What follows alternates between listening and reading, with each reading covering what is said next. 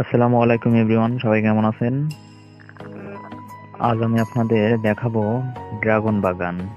Dragon বাগানের ভিতরে এই যে প্রত্যেকটা বেডে বেডে এই যে এখানে পেঁয়াজ গাছ লাগানো হয়েছে, মানে পেঁয়াজ লাগিয়েছে।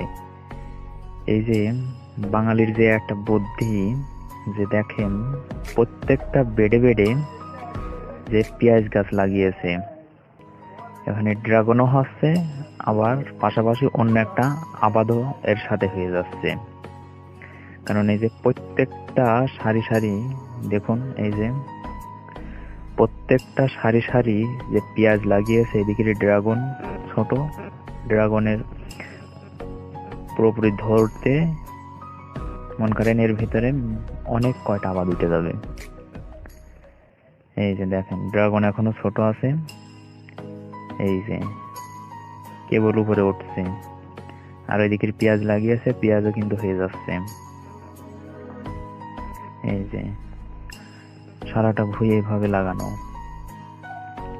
এই যে দেখেন, এই যে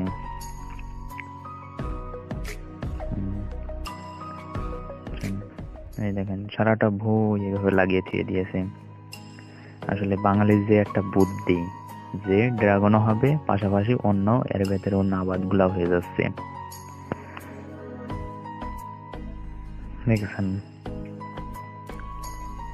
যে বাঙালির কি বুদ্ধি রে।